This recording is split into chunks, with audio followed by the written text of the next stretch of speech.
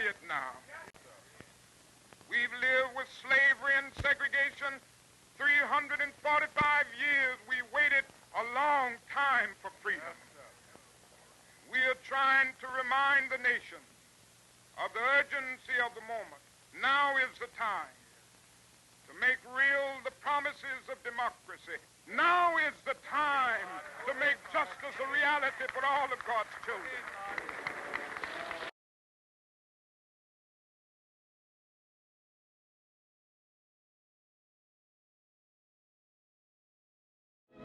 Leaders in the movement: A. Philip Randolph, President of the Brotherhood of Sleeping Car Porters; Roy Wilkins, Executive Secretary of the National Association for the Advancement of Colored People; Walter Reuther of the AFL-CIO; and the Reverend Martin Luther King head the march down Constitution Avenue to the Lincoln Memorial.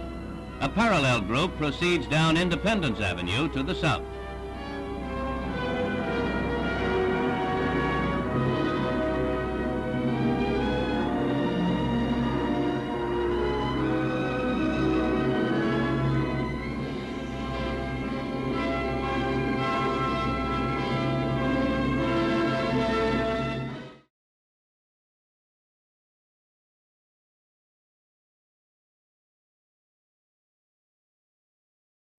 I can say that there is no bitterness on my part as a result of the decision, and I'm sure that I voice the sentiment of the more than 40,000 Negro citizens of Montgomery.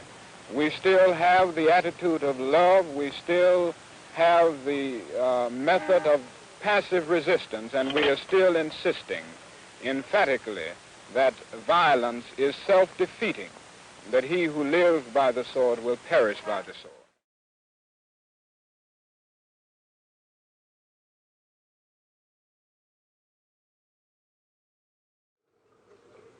Let me say that we are challenged to continue to affirm the essential immorality of racial segregation. Segregation, whether it is the act of the legal, de jure segregation of the South, or whether it is the de facto segregation of the North, segregation is morally wrong and sinful. Segregation is wrong because it is nothing but a new form of slavery covered up with certain niceties of complexity.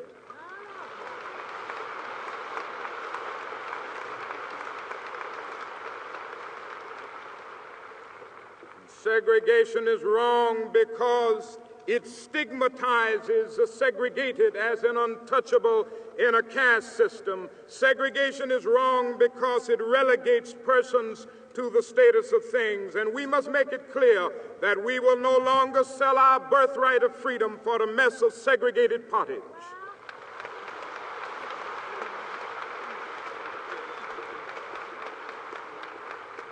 Indeed, we are through with segregation now, henceforth, and forevermore.